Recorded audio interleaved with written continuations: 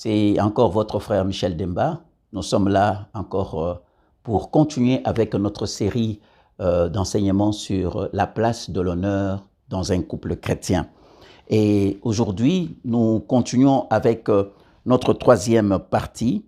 La fois passée, nous avons mis l'accent sur les 5 pensées qui cachées derrière la pensée d'honorer son conjoint, d'honorer sa conjointe. Et nous avons parlé aussi en pratique comment une femme doit être honorée. Nous avons vu comment un homme devait honorer sa femme d'une façon pratique. Et nous avons vu beaucoup de choses. Il y a 9 points et je vous conseillerais d'aller revoir notre deuxième partie pour voir comment en pratique un homme doit honorer sa femme. Et aujourd'hui, nous continuons avec notre troisième partie qui est basée sur comment une femme doit honorer son mari. Comment une femme doit honorer son mari. Nous allons prier. Dieu de gloire, nous bénissons ton nom. Père, merci pour ce temps glorieux que tu nous donnes. Nous revenons encore à tes pieds, Seigneur, car à tes pieds, c'est là où nous recevons, Seigneur Jésus, la vie. Et ce soir, ce matin, Seigneur Jésus, nous sommes encore à tes pieds. Enseigne-nous, parle-nous. Saint-Esprit de Dieu, viens transformer nos vies. Viens, Saint-Esprit, par la parole du Christ, que nous soyons réellement affranchis et que nous soyons de foyer, de couple restaurés pour la gloire de Dieu. Dans le nom de Jésus. Amen. Comment un homme doit être honoré ou comment une femme doit honorer son mari d'une façon pratique. Beaucoup de femmes tourneront dans leur vie et n'atteignent pas leur objectif parce que simplement, ils n'arrivent pas à honorer ou à valoriser leur mari. Cela est de même pour des hommes. Il y a des hommes qui tourneront, qui n'avancent pas, simplement parce que ils n'honorent pas leur femme, parce que ils ne prennent pas soin de leur femme. Vous savez, c'est un principe. Honorer, c'est un principe. C'est un principe que Dieu a mis. Dans la parole de Dieu, c'est écrit. Nous devons honorer nos femmes. La femme doit respecter son mari. C'est simple que ça. Et quand je l'ai dit quand nous avons commencé la première partie, quand nous ne donnons pas honneur, quand nous honorons pas celui qui a droit à l'honneur, nous commettons un double péché. Je répète, quand nous honorons pas celui qui a droit aux honneurs, nous commettons un double péché. Pourquoi? Parce que nous désobéissons à celui qui a établi ces principes et aussi nous n'honorons pas celui qui a droit. Alors, quand vous n'honorez pas votre conjoint, quand vous n'honorez pas votre femme, sachez-le que il y a certaines avancées qui seront difficiles. Il y a certaines opportunités que vous n'aurez pas à atteindre. Il y a certains objectifs que vous n'allez pas. Pourquoi? Parce que vous marchez à la rencontre de la parole. C'est très important. Ne pas honorer son conjoint, ne pas honorer son mari, c'est une désobéissance à un commandement de Dieu. Éphésiens 5, 22 à 24 dit ceci. Vous, femmes, en particulier, chacune a son mari. Et c'est là l'égard pour le Seigneur. Les maris, en effet, est le chef de sa femme, comme le Christ est le chef de l'Église. Il est la tête de l'Église. Et l'Église qui est son corps, dont il est le sauveur. Mais comme l'Église se soumet à Christ, de même la femme se soumet en toutes circonstances à son mari. Éphésiens 5, 22, 24. Dans la famille, vous devez savoir, nous ne devons pas marcher comme le monde ou les principes mondains, mais nous devons marcher selon la parole. Et la parole dit, dans une famille, l'homme est la tête de la famille. L'homme est le père, est le visionnaire, est le leader. C'est lui qui donne une direction. C'est lui qui est l'équilibre. C'est lui qui donne l'équilibre au reste du corps. L'homme est le leader. L'homme est le visionnaire. L'homme est celui qui donne la direction. Parce que cet homme dont nous parlons, c'est un homme chrétien qui passe son temps au pied de son père, qui prie, qui lit la parole, qui a une relation avec son père, et de cette relation qu'il a avec son père, verticale qu'il a avec son père, il transmet d'une façon horizontale envers sa femme et ses enfants la pensée qui vient du père et qui passe par lui pour être transmise auprès des autres. Alors, un homme comme ça, il est très important que cet homme qui est la tête et la femme, le reste du corps et les enfants, cet homme doit être honoré. Votre mari est la tête. Votre mari est la tête. Quand on dit le mari est la tête, dans le plan de Dieu, je viens de dire ici que l'homme est le visionnaire, la tête, comme Christ est la tête de l'Église. Et l'Église, son épouse, est le reste du corps. L'épouse ne peut pas prendre la place de la tête. Ça sera monstrueux. Alors, l'homme est la tête, c'est lui qui reçoit la direction, c'est lui qui reçoit la vision, c'est lui qui lead, il est le coach, et le reste du corps, c'est la famille qui marche dans cette direction-là. Il est très important de dire que être coach, être leader, être visionnaire, cela s'est fait selon la parole. Un homme, un leader, la tête, le chef, n'est pas un dictateur.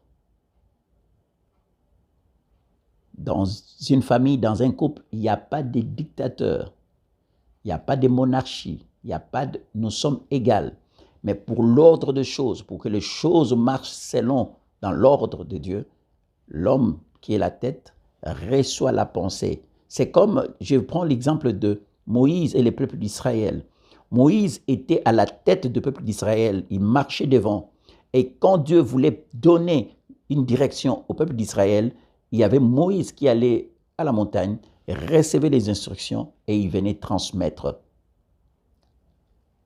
au peuple d'Israël. Cela ne faisait pas de Moïse d'un dictateur. Moïse marchait sous l'onction du Saint-Esprit, sous l'onction de Dieu, selon la direction de Dieu. Il transmettait. Du reste, Moïse était lui-même israélite. Il faut comprendre cela, parce que ça porte un peu beaucoup de confusion. Et beaucoup d'hommes aussi exagèrent un peu dans leur façon d'exercer cette leadership et ça devient une forme de dictat. Il décide seul, il fait tout seul. D'un commun accord. Deux personnes ne peuvent pas marcher ensemble si au préalable ils ne se sont pas mis d'accord. C'est aussi la parole de Dieu. Tu es la tête de la famille. Quand il faut prendre une décision, vous vous asseyez avec votre chéri, vous donnez votre direction, vous en discutez et à la fin, vous décidez pour dire, voici, vous écoutez son point de vue. Vous écoutez son point de vue et être humble aussi pour reconnaître quand elle donne une bonne pensée, de reconnaître que c'est une bonne pensée, la prendre et la mettre en pratique. Et vous décidez, ok, on va prendre tes pensées, on va prendre ton opinion que je trouve bonne et on va aller comme ça. C'est ça être un leader, c'est reconnaître aussi la valeur des hommes et de femmes, la valeur de la personne qui est à côté de nous, sa qualité, ses qualités. Beaucoup de femmes méprisent et combattent leur mari parce qu'ils ont fait de mauvais choix, qui ont plongé la famille, qui ont plongé la famille dans des grandes difficultés. Vous savez, nos choix ne doivent pas nous donner une forme de passeport pour maltraiter l'autre. Parce que je me suis mal marié, parce que je me suis mal marié, je me suis trompé dans mon choix, alors cet homme-là, je ne l'aime pas. Du moment que tu t'es engagé, du moment que tu as fait serment devant Dieu, devant les hommes, pour dire que je m'engage à t'aimer, à te chérir toute la vie jusqu'à ce que la mort nous sépare, tu es tenu à ces serments-là. Maintenant, il peut t'arriver certaines choses qui peuvent nous amener à nous asseoir quand les choses ne marchent pas et à appliquer la parole. Mais ce n'est pas parce que tu t'es mal marié et tu regrettes ton choix et que tu commences à maltraiter, mépriser l'autre. Ce n'est pas normal. Pour un homme, la meilleure façon d'honorer un homme, c'est de lui donner, c'est de lui montrer du respect. Chère maman, vous voulez honorer votre conjoint? La meilleure façon, la façon la plus puissante d'honorer un homme, c'est de lui donner du respect. Le respect, respect, respect. Un homme, quand il sent qu'elle est respectée, elle ouvre son cœur. Le respect. Le respect. Éphésiens 5 nous dit ceci. Du respect que chacun de vous aime sa femme comme lui-même et la femme respecte son mari. Le respect. Le respect est très important pour nous hommes. Quand on ne se sent pas respecté, et on est prêt à partir, on est prêt à fuir, on est prêt à quitter. On devient, quand on ne se sent pas respecté, un homme ne se sent pas dans sa peau. Quand surtout sa femme ne la respecte pas, cet homme peut tomber dans le dictat aussi, à vouloir imposer certaines choses. Pourquoi? Parce que, bon, ce n'est pas la bonne façon de faire, parce que tu ne te sens pas respecté, vous passez par la force.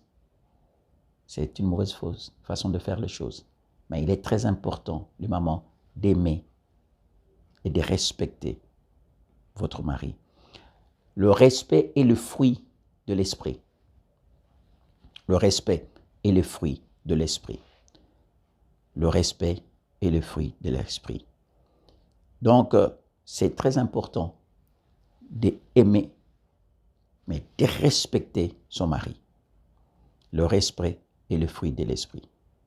Le respect, respecter votre mari ne signifie pas vous soumettre à la violence physique, psychologique, verbale et sexuelle.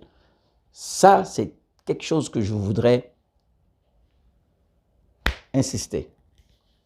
Respecter, honorer son mari, ce n'est pas se soumettre à une forme de violence, à toute forme de violence que ce soit, physique, psychologique, verbale ou sexuelle. La violence n'est pas tolérée.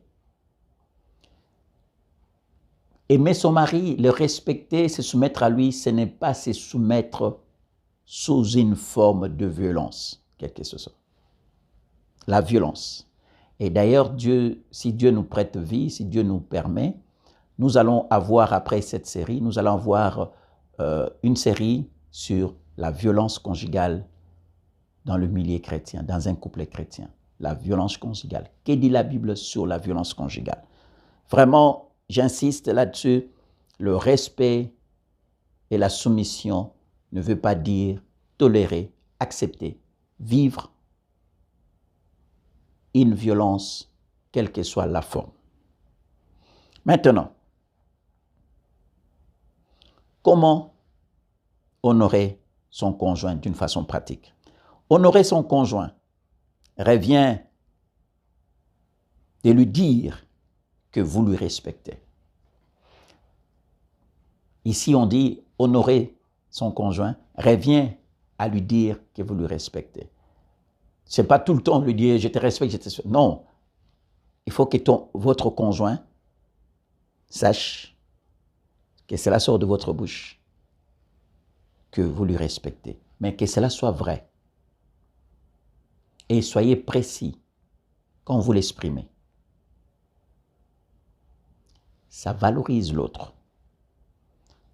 exprimez le respect par la parole, par la façon dont vous lui parlez, par la façon dont le ton que vous utilisez, par la façon, votre attitude, la façon vous parlez de lui, la façon vous parlez à lui, la façon vous les traitez. Cela doit exprimer le respect que vous avez pour lui. Deuxième point, excusez-vous quand vous avez tort. Excusez-vous quand vous avez tort. Vous savez, quand vous avez tort, chère maman, ayez cette humilité d'aller voir l'autre, de s'excuser, de dire « Pardon chérie, je reconnais que j'ai tort, j'ai mal fait. »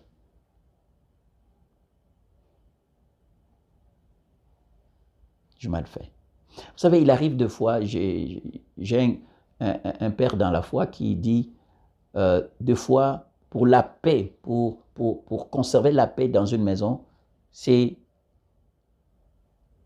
demander pardon alors que vous avez raison. Demander pardon, s'excuser alors que vous avez raison. Cela revient à apaiser, cela revient à garder l'ambiance. Parce que c'est très important que dans une maison, que l'ambiance ne soit pas une ambiance de violence, des injures, des disputes, des querelles.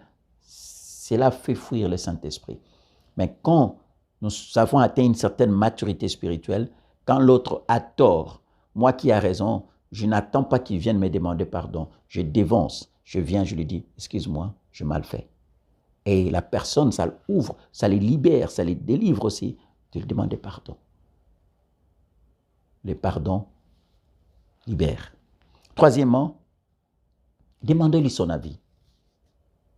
Vous voulez montrer qu'à votre mari que vous le respectez, vous l'honorez, demandez-lui son avis. Ne prenez pas de décisions sans demander son avis. Vous allez me dire, oh mais je suis libre. Oui, vous êtes libre.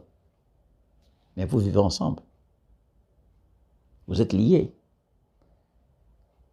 Il fait partie de toi et toi tu fais partie de lui. Cette fois-ci, on l'appellera femme, il est chair de ma chair. Il n'est pas bon que l'homme soit seul. Je lui ferai une aide semblable. Ils deviendront une seule personne. C'est-à-dire que quand nous sommes un, chaque fois que nous prenons une décision, nous devons consulter l'autre pour avoir son avis. Avoir son avis. L'inclure dans nos décisions et dans nos réflexions. C'est très important. Aujourd'hui, nous voyons des épouses qui s'engagent dans des dettes auprès des banques, pour prendre des dettes sans poser la question à leur mari. Bon, quand vous allez loin, il dit, bon, je travaille, je peux payer. Oui, vous pouvez payer. Mais il serait important, quand vous êtes une chrétienne et que vous êtes soumise à une personne, de vous asseoir avec la personne, d'en parler, de discuter. Et après, faire agir selon la conclusion que vous aurez trouvée. Demandez son avis. Quatrièmement, priez pour votre mari. Priez pour votre mari, sans essayer de devenir sa mère spirituelle. Oh, waouh!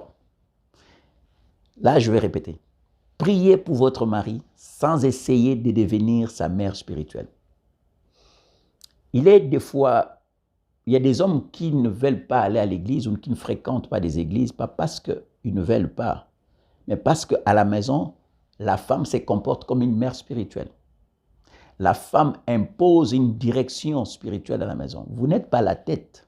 Même si votre mari ne prie pas, même si votre mari est païen, vous n'êtes pas la tête. Ce n'est pas parce que vous priez que vous avez la primauté vous prenez la direction de la maison. Non.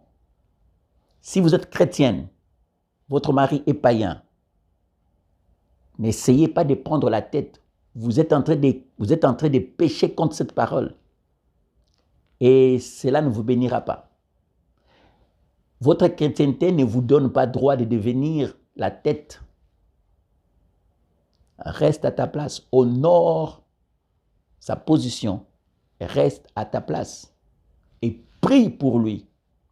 Prier pour lui, c'est prendre le temps s'il n'est pas chrétien, de prendre le temps de prier pour lui, de poser des bons actes, avoir un bon comportement comme Pierre nous le demande, de les gagner par notre comportement, de les gagner par notre savoir-faire, notre savoir-être, notre savoir-vivre. Beaucoup de femmes, beaucoup d'hommes ne viennent pas à l'église et beaucoup de femmes font fuir leur mari à l'église parce qu'elle se dit chrétienne, mais se comporte d'une façon bizarre, autoritaire et vraiment d'une façon indigne à la maison avec leur mari parce qu'elle est chrétienne. Ma sœur, ce n'est pas parce que tu es chrétienne que ton mari est païen que cela te donne droit de devenir la tête et de devenir sa mère spirituelle. Non, ce n'est pas à toi de les convertir. Toi, tu dois prier pour lui. C'est Dieu et le Saint-Esprit qui touchent le cœur, qui amènent l'homme à changer, à se convertir. Toi, ton travail, c'est prier pour lui, l'amener devant Dieu, prier pour lui, afin que Dieu touche ce cœur et que la parole la franchisse. Priez pour lui. Vous n'êtes pas des mères spirituelles de vos maris. Laissez ces rôles à Dieu, laissez ces rôles au Saint-Esprit et aux hommes de Dieu. Parlez gentiment avec amour à votre mari en face de ta famille, de tes enfants et de tes amis. Parlez avec gentillesse, amour et respect de votre mari en face de ta famille, de tes enfants et de tes amis. C'est pénible. C'est pénible et c'est un péché. Tu commets un péché. Tu parles mal de ton mari avec dénigrement. Vous les dévalorisez devant votre famille, devant les enfants et devant tes amis. Tes amis connaissent tout de votre mari. Tes amis connaissent les gaffes au millimètre près de votre mari. Les enfants savent que papa ne travaille, papa n'amène rien dans cette maison. Les enfants savent que papa, son salaire, paye peut-être que l'électricité. Les enfants savent tout. Pourquoi vous, la maman, la radio trottoir, la radio, vous diffusez ces informations à la longueur de la journée à ta famille, à tes amis et aux enfants. Ce que vous êtes en train de faire, vous êtes en train de s'aimer. C'est une mauvaise terre. Vous êtes en train de s'aimer. Dans vos enfants, vous êtes en train de s'aimer un manque de respect. C'est comme ça que vous allez avoir des filles qui ne respectent pas leur mari. Pourquoi? Parce que la maman ne respectait pas le mari. C'est comme ça que vous allez avoir des hommes qui ont tendance à vouloir s'imposer. Pourquoi? Parce que l'enfant voyait comment son père était dénigré et son père, comment il forçait des choses, il utilisait la violence afin de se faire respecter. Vous savez, nos enfants aujourd'hui reproduisent ce que nous faisons. Nous pleurons, nous crions à Dieu que nous avons des enfants qui n'écoutent pas, mais analysons les choses, analysons notre environnement. Maman, comment tu parles de ton mari? Comment tu parles à ton mari? Comment tu parles de ton mari? Comment tu les traites devant ta famille, devant tes enfants, devant tes amis? Je dis toujours aux gens, même aux enfants, même, excusez-moi les enfants, même à nos enfants, même aux couples qui viennent des fois parler avec nous, je dis, dans une relation conjugale, il y a une base qu'on doit avoir. Moi, j'appelle ça la théorie de cercle. Une relation conjugale, une relation familiale est basée sur 3 cercles d'intimité. 3 cercles d'intimité. Le premier cercle d'intimité, c'est là où nous trouvons le père et la mère, le mari et le conjoint. Et la conjointe plutôt, excusez-moi. Le premier cercle d'intimité, nous trouvons l'époux et l'épouse. Vous êtes, vous deux là-dedans, avec Dieu et il n'y a personne d'autre. Premier cercle d'intimité, papa, maman et Dieu. Ce qui s'est dit là-dedans, ce qui s'est vu là-dedans, ce qui se raconte là-dedans, ne sort pas de ces cercles-là. restez là-dedans. Si ça doit sortir, c'est d'un commun accord que nous décidons d'en parler. Mais du reste, ça reste là-dedans. Premier cercle d'intimité. Deuxième cercle d'intimité, c'est le cercle où nous trouvons les enfants, le père, la mère et Dieu. Ce qui s'est dit là-dedans, ce qui se vit, ce qui se font, ne sort pas. Ne sort pas. Les enfants savent que nous ne devons pas dire certaines choses à l'extérieur, ça reste. Ça reste dans ce cercle d'intimité. Dans ce cercle d'intimité, grand-papa, oncle, n'ont pas droit. Excusez-moi, il y a d'autres qui seront choqués, mais dans ce deuxième cercle d'intimité, mon père, ma mère, mes frères, mes soeurs n'ont pas droit à ce cercle-là. Il n'y a que moi, ma femme et mes enfants et Dieu qui sont dans ce deuxième cercle d'intimité. Ce qui se vit, le projet que nous avons, tout ça, reste là. Si ça doit sortir, c'est d'un commun accord. C'est nous, parents, qui décidons d'en parler. Troisième cercle d'intimité, c'est là où nous trouvons la belle famille, ma famille. Et là,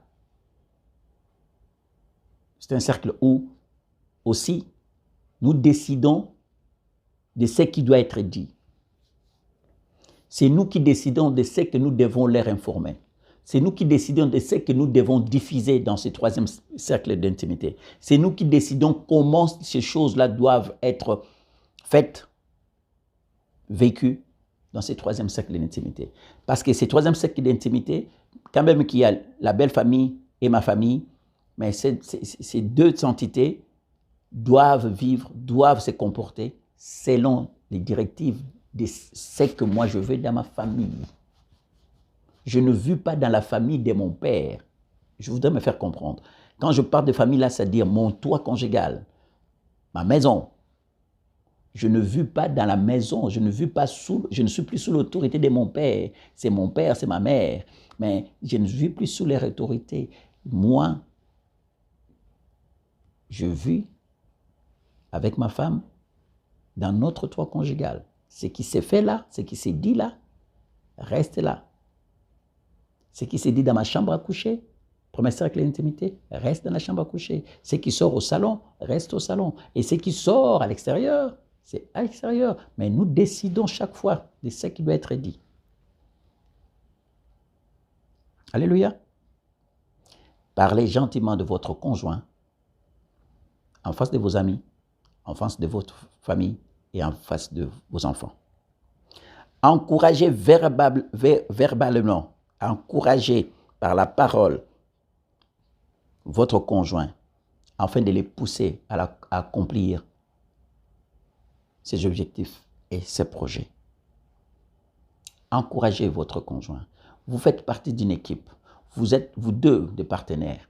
Et quand il a des problèmes, vous êtes là pour l'encourager. Quand il a des soucis, vous êtes là pour l'encourager. Quand il a des projets, vous êtes partenaire dans ces projets. Et d'ailleurs, ces projets sont tes projets sont ses projets. Vous êtes ensemble, vous poussez ensemble. C'est comme quelqu'un qui est derrière une charrette pleine de fruits qu'il vient de récolter. Et lui et sa femme sont en train de pousser cette charrette, afin d'aller le vendre sur le marché. Si l'autre dit non, moi je lâche, l'autre ne pourra pas amener cela plus loin. Donc nous deux, nous avons tenu et nous poussons. Nous devons nous encourager. Septièmement, écoutez sans les congédier. L'écouter sans les congédier.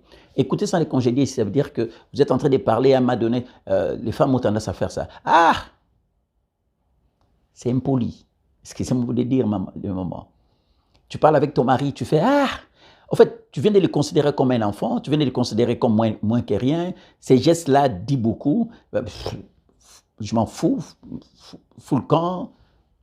Vous savez, des fois, il y a des gestes qui disent beaucoup que des paroles. Tu parles avec l'autre, tu dis ah! Ou tu dis excusez-moi les femmes africaines. Excusez-moi les mamans africaines. Vous avez tendance à faire ça. Vous parlez avec votre conjoint, mais vous savez, c'est plus que des injures. C'est plus que des injures. C'est plus que des injures. Et quand vous êtes arrivé à ce moment-là, quand votre couple, vous vivez ces choses-là, et laissez-moi vous dire, vous devez vous arrêter.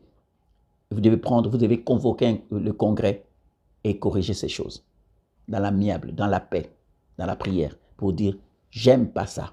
Ça, c'est de l'impolitesse, c'est manque de respect. Vous parlez à l'autre, vous dites, ah. Ou tu lui dis, fous-moi la paix. D'ailleurs, c'est déjà mauvais ça. Ou tu lances, je ne sais pas comment on appelle ça, mais vous êtes... Et il y a de ces femmes qui parlent de ça, qui font ça, et c'est trop prononcé. C'est très mauvais. Huitièmement, soyez consciente de la puissance des mots. Chère maman, soyons conscientes de la puissance des mots. Soyons conscientes de la puissance des mots. Soyons conscientes de la puissance des mots. Quand vous utilisez des mots agressifs, vous êtes amer, vous faites des remarques sarcastiques, deux fois, c'est un manque de respect. Un manque de respect. Et c'est blessant. Ça, c'est huitièmement. Neuvièmement, attendez-vous à des grandes choses de sa part. Attendez-vous à des grandes choses de sa part. Il est très important de croire en votre mari. Il est très important de croire à votre mari. Quand vous ne croyez pas en lui, quand vous n'avez pas tendance à croire en lui, il est difficile de l'encourager. Il est difficile de l'encourager. Croire dans ses capacités, croire dans ce qu'il fait et s'attendre à ce qu'il va faire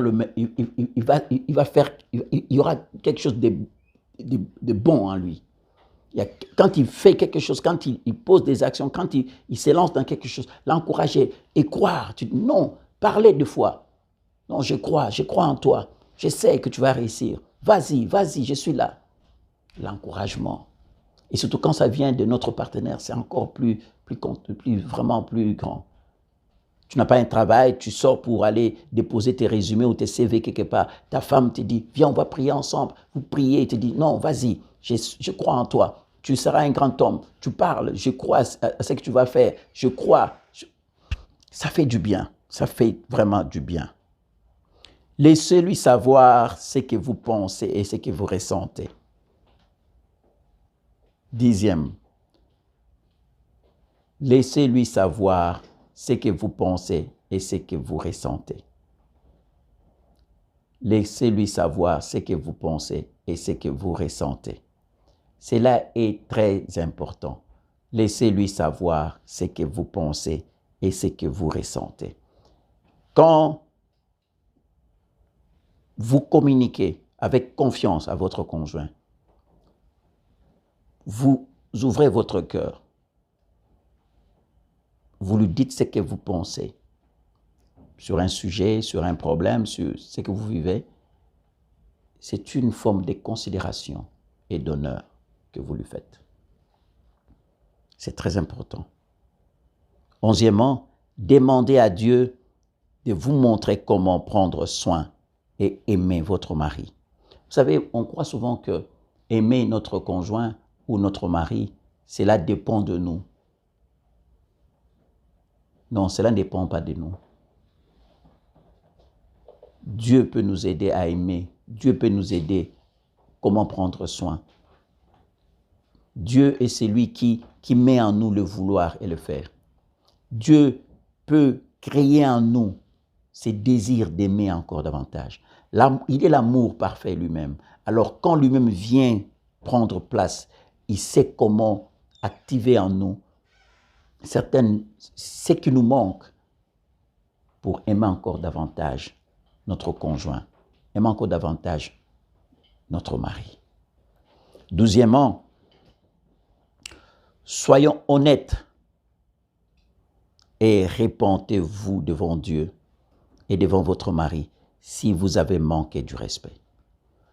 soyons honnêtes. Soyons honnêtes être honnête envers son mari, être honnête envers soi-même et être honnête envers Dieu par rapport à votre mari. Si vous lui avez manqué du respect, si vous avez manqué du respect, il faut être honnête. Il faut vous repentir. Ici, ça veut dire quoi? Ici, c'est simplement, quand il y a eu, vous avez remarqué, ou vous avez constaté, ou vous avez vécu quelque chose qui vous a poussé à lui manquer du respect, ou vous avez dit quelque chose qui l'a blessé, il faut pas laisser ça comme ça. C'est comme vous venez de s'aimer quelque chose de mauvais. Il faut aller vite réparer. Vous revenez auprès de lui et vous lui dites, chérie, je mal agi, pardonne-moi. Pardonne-moi, je mal agi, je t'ai manqué du respect, je ne devais pas. Vous venez déjà de résoudre 50% du problème. Vous repentir et vous repentir devant Dieu et prendre le temps de prier ensemble. De prier ensemble avec lui et lui montrer que je vais tout faire pour changer. C'est vraiment très important. Demandez à Dieu de cultiver en vous le fruit de l'esprit. Vous savez, l'orgueil nous pousse à poser des actes que nous regrettons. Nous avons mal agi, nous sommes mal comportés. Au lieu simplement de nous humilier et de demander pardon, l'orgueil va nous pousser à résister, à ne pas vouloir demander pardon. C'est vraiment très important de demander au Saint-Esprit de cultiver en nous le fruit de l'Esprit. Chers amis, nous allons finir par une phrase. Nous allons finir par ça. Un couple victorieux est celui qui prie ensemble. Un couple victorieux est celui qui recommande son sort à l'Éternel. Un couple victorieux est celui qui reconnaît ses faiblesses et ses forces. Et un couple victorieux, c'est ce couple qui sait cultiver l'humilité, le respect, l'honneur, la considération.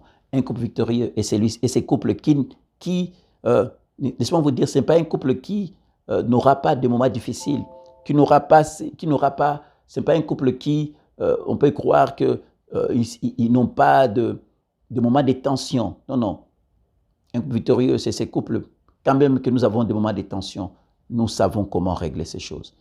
Très souvent, on croit que vivre dans un mariage, c'est tout le temps le rose, le rose, le rose. Non, non. Il y a des moments où aussi c'est le noir. Mais quand le noir arrive, quand des moments sombres arrivent, un couple victorieux et mature, c'est ces couples qui s'assoient et disent, nous avons un problème, nous devons le régler. C'est ces couples qui viennent et s'assoient et disent, pardonne-moi, je mal fait, pardonne-moi, je me suis mal comporté, réglons ces choses. Vous savez, c'est ces couples qui est mal à l'aise de dormir sous la colère, qui est mal à l'aise de faire traîner un problème qui dure.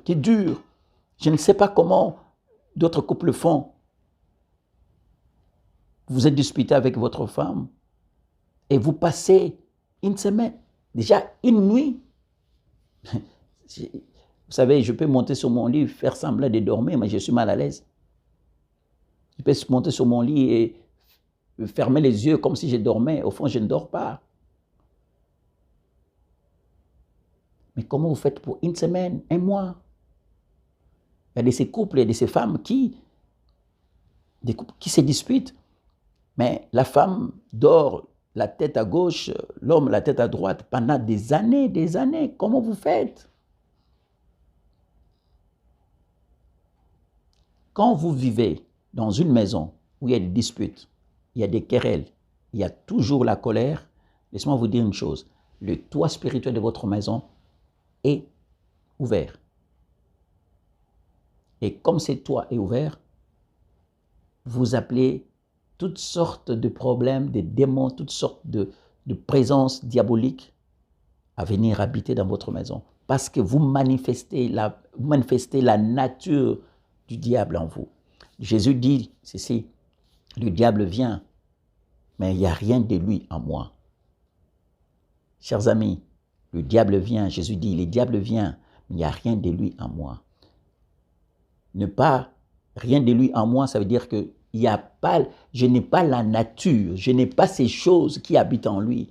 L'humilité, l'orgueil, pas l'humilité, l'orgueil, la colère, l'animosité, les disputes, les insultes. Ces choses-là ne doivent pas se retrouver en nous. Ça, c'est la nature du diable, de l'ennemi. Et quand le diable retrouve cela en nous, le diable s'y plaît à habiter en nous, habiter dans notre maison. Un couple victorieux, c'est un couple, quand ils ont un problème, ils s'arrêtent, ils corrigent la chose, ils se parlent, ils se demandent pardon, et ils se tiennent par la main, ils prient ensemble, et ils avancent. Ils avancent. Vraiment, que Dieu vous bénisse. Nous voulons que ces paroles que l'Éternel a données puissent restaurer les couples, puissent nous amener à honorer encore nos partenaires, puissent nous amener encore à grandir, amener à arriver à une forme de maturité spirituelle, nous amener à être de familles fortes, victorieuses, à être de familles conquérantes, à être des couples inébranlables. Chers amis, si vous vous êtes reconnus dans ce que nous venons de dire, si ces choses ne sont pas en vous, si l'honneur n'est pas votre mode de vie, il est encore possible. Il est encore possible de changer les choses. C'est simple. C'est de reconnaître que nous avons chuté, de se relever, de demander pardon au Père, de demander pardon à ton partenaire et de continuer la vie. Dieu ne rejette personne. Dieu veut que l'homme se répand et qu'il continue sa vie. Alors, nous allons prier. Là où tu es, si tu as reconnu que votre couple, l'honneur n'est pas sa façon de vivre, honorer son conjoint ou sa conjointe, cela manque dans votre couple. Allez dans vos lieux secrets. Agenouillez-vous devant le Père. Demandez-lui de vous aider.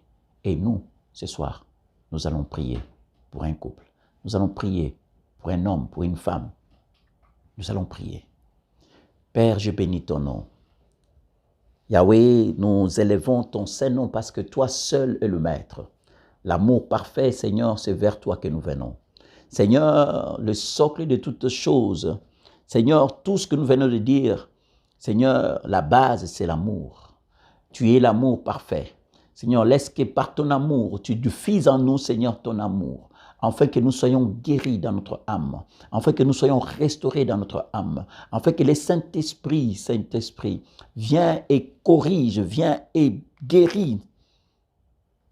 Oh, extirpe le mal qui est en nous, afin que l'amour se manifeste, afin que le respect, l'honneur se manifeste. Père, nous venons à toi, dans ta main puissante, Seigneur.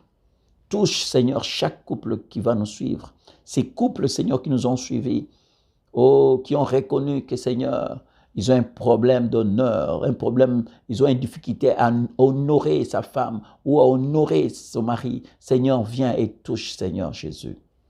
Ô Éternel, nous demandons par la puissance du Saint-Esprit dans le nom de Jésus de visiter ces couples, Seigneur, qui vont suivre, qui ont suivi, Seigneur, ces enseignements. Seigneur, touche, Seigneur, ces couples. Guéris, Seigneur Jésus. Lave, mon Dieu, mon roi, Père de gloire. Transforme, Seigneur, parce que, Seigneur, nous voulons que, Seigneur, mon Dieu, mon roi, que ces hommes et ces femmes, Seigneur, se réconcilient, Seigneur, avec le Père et avec leurs partenaires.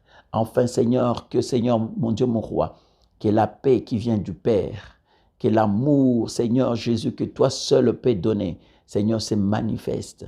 Et que la communion du Saint-Esprit sévit, Seigneur, dans eux, Seigneur. Et que, Seigneur, que tu guérisses, que tu purifies. Père de gloire, laisse que, Seigneur, mon Dieu, mon roi, que la restauration soit leur partage et que, Seigneur, qu'ils marchent dans la vérité. Dans le nom de Jésus, d'avoir ainsi prié. Amen. Merci beaucoup, chers amis. C'était notre dernière partie de notre série « La place de l'honneur dans un couple chrétien ». Donc, si vous avez raté la première partie, il suffit d'aller dans notre compte Facebook ou dans notre compte YouTube et vous allez retrouver la première partie, la deuxième et la troisième. Donc, il est important de suivre la première, la deuxième et la troisième pour comprendre un peu beaucoup de choses. Donc, nous vous demandons aussi, pour ceux qui vont suivre ces vidéos, de vous abonner à notre compte YouTube, Un foyer pour Christ, et aussi de activer votre clochette afin de ne pas manquer de vidéos, de ne pas manquer nos activités. Nous sommes Un foyer pour Christ. Je suis Michel Demba, le coordonnateur d'Un foyer pour Christ. Je le fais souvent avec ma conjointe, Coco Kaye Mujinga, qui, vous allez voir, vous allez la retrouver prochainement dans notre activité Un couple en prière. Un foyer pour Christ, c'est un ministère pour la consolidation, pour la réconciliation de couples avec leur Dieu et la réconciliation au milieu de nous. Donc, il est très important, vraiment, chers amis, de rester au pied du Maître, et c'est là où nous sommes restaurés, c'est là où nous repartons encore à nouveau, et Dieu ne cesse de nous faire du bien. Que Dieu vous bénisse, que Dieu soit avec vous, et que Dieu garde tous nos foyers. Dans le nom de Jésus. Amen. Merci beaucoup.